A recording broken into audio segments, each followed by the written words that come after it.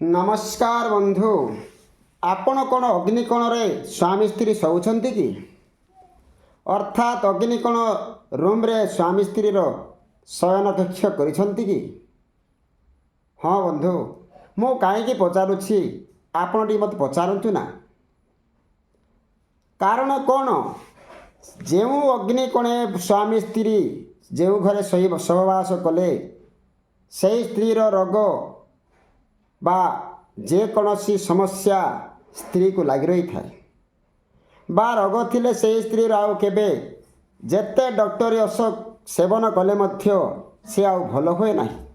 दिन को दिन धरी धरी आउ से रोग बढ़ी जाई थाए।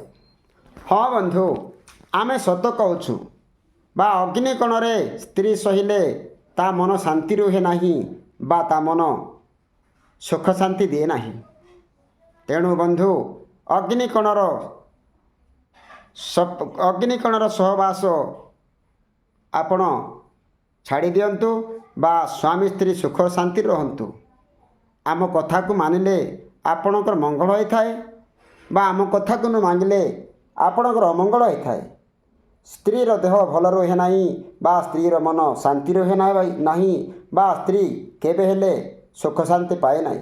तेणु दयाकर अग्निकोणर बेडरूम को उठाई दियंतु बा सही घरे स्त्री को शोइबा को दियंतु ना।